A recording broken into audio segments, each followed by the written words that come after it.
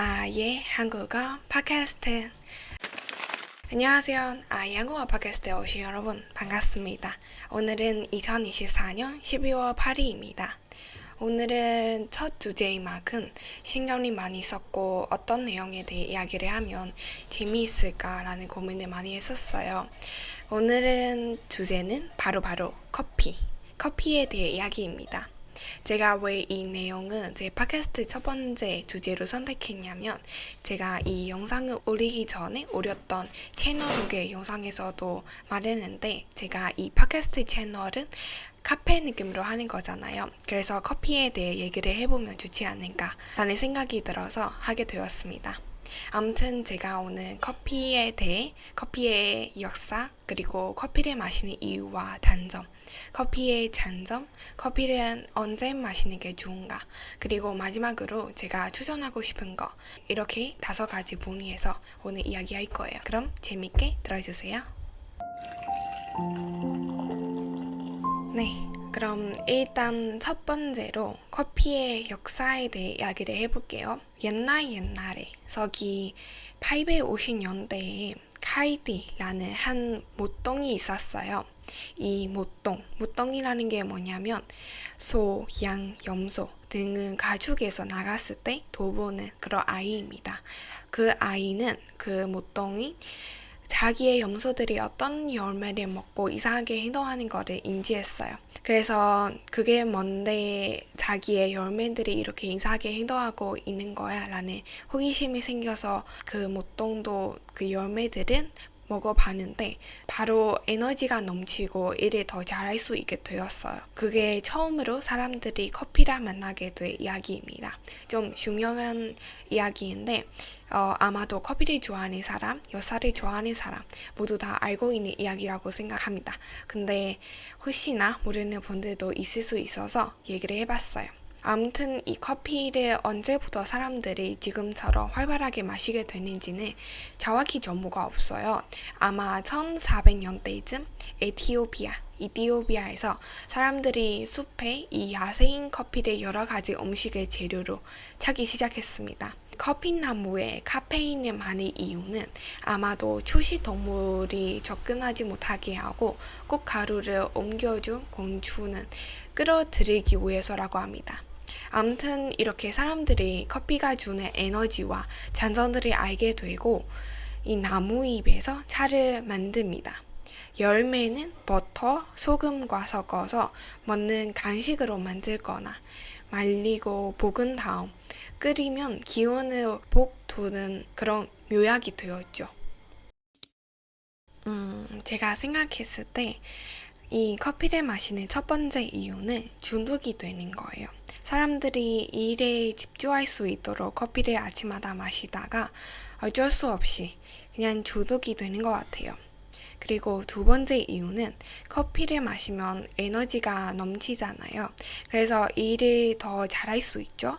졸리지 않고 공부에 집중할 수 있죠. 그렇게 많은 사람들이 커피를 습관적으로 마시게 되는 것 같아요.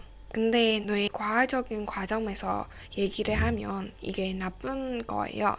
뇌가 1.4kg밖에 안 되는데 우리 몸 무게가 70kg이라고 생각하면 우리 몸의 2% 정도만 뇌가 차지하고 있어요. 뇌가 우리가 먹는 에너지, 음식의 23% 가까이 쓰거든요. 그렇다는 얘기는 무슨 얘기냐면 우리가 뇌를 쓴다는 게 굉장히 힘든 일이에요. 그래서 우리 몸에 이 에너지가 떨어지고 피곤하면 뇌를 천천히 쓰라고 나오는 그런 물질이 있어요.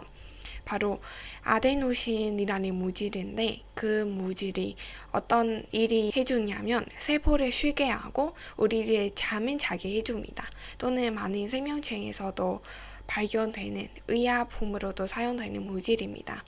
근데 이 카페인이 하는 일이 뭐냐면 그 아데노신은 뇌에 가지 못하게 만든 거예요. 그래서 우리 뇌가 속이는 거죠. 커피를 마시면 아무리 힘들어도 아직 힘들지 않는다 라고 하면서 뇌를 계속 일을 시키는 거죠. 이 카페인은 아데노신을 몸에 없애게 만들어주는 것이 아니라 그냥 뇌에 가지 못하게 만든 거였으니까 사람들이 이렇게 커피를 습관적으로 아침마다 마시다가 안 마시게 되면 카페인은 너의 가고인의 아데노신에 맞지 않기 때문에 이 아데노신은 너의 몸 한 번에 바로 가기 때문에 몸은 더 힘들고 지치게 합니다. 그래서 우리 몸은 커피를 아침마다 마시지 않으면 하루를 보낼 수 없는 그런 굉장히 필요한 사회가 되는 거죠. 그리고 이 커피의 또 다른 단점 하나는 커피는 디하이드레이트입니다.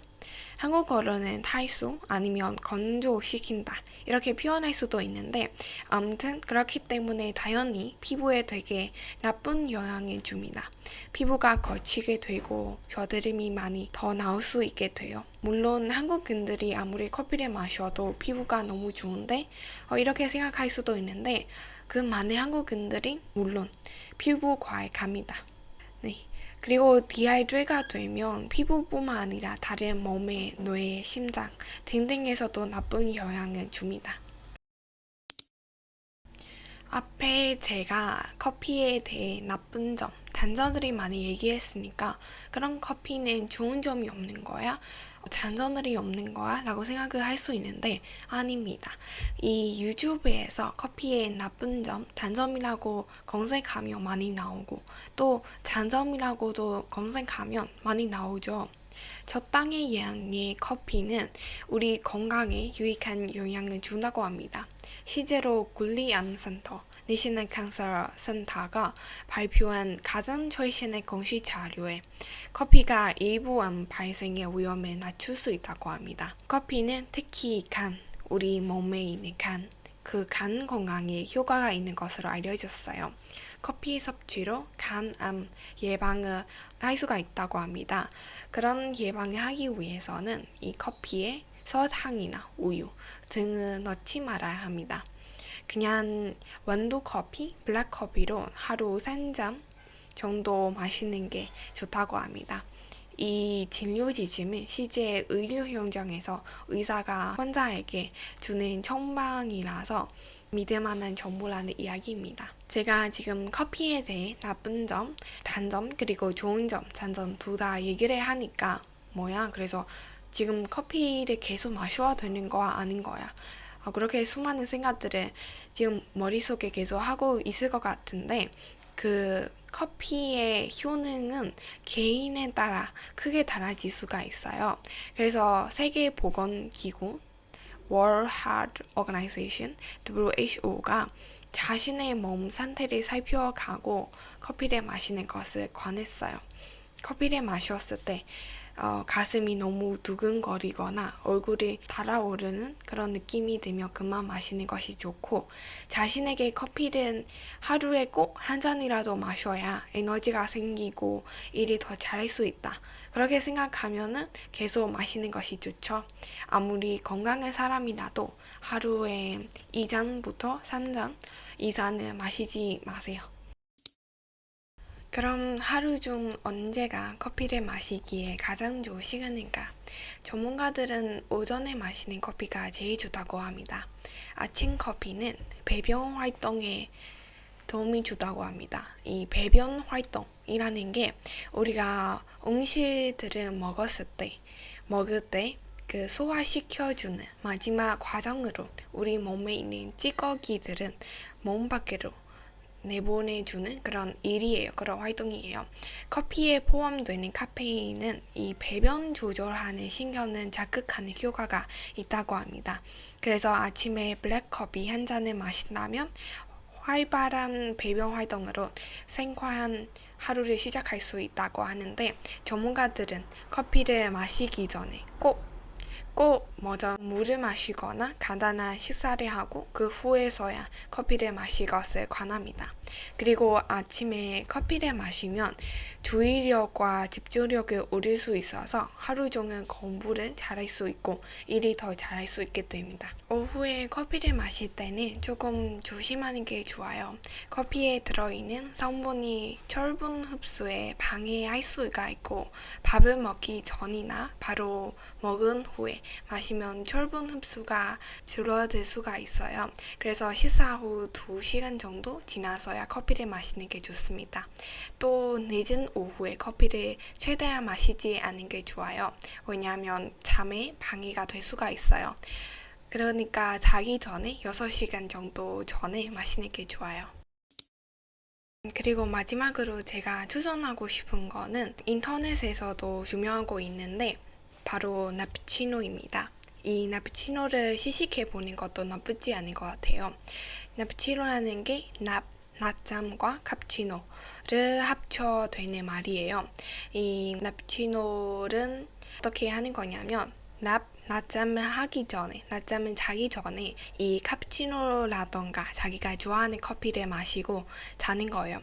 그리고 바로 자는 거죠. 커피를 마시면 아데노신은 막아서 잠을 못 자게 해주고 에너지를 넘치게 해주다고 앞에 얘기했잖아요. 그리고 커피는 마시자마자 바로 몸 안에 있는 그 뇌까지 들어가서 그 아데노신을 막아게 해주는 건 아니죠. 20분 정도는 피 속에 혈액에서 있을 거예요. 그래서 그렇게 커피가 몸 안에 있는 세포들에게 가고 있는 동안 낮잠을 자면 일어나면 몸이 활기차고 다시 자극적으로 일을 할 수 있죠. 그래서 한번 시도해 보는 것도 좋은 것 같아요. 제 추천입니다. 제 첫 팟캐스트 어떠셨나요? 재미게 들었나요? 말은 너무 어렵거나 빨랐나요? 아무튼 재미있게 들어주셨다면 감사합니다. 듣고 싶은 주제들이 있어도 댓글로 많이 남겨주세요. 그럼 오늘은 여기까지고요. 매주 금요일마다 재미있는 주제로 다시 찾아뵐 예정이니까 많이 기대해주시고 구독과 알람 설정은 부탁드립니다. 그리고 다음 주 주제를 좀 스포를 주자면 거의 전 세계 모든 사람들이 예뻐해주는 그런 귀여움들의 이야기입니다. 재미있을 것 같지 않나요? 저도 열심히 준비하고 있으니까 많이 기대해주세요. 그럼 안녕!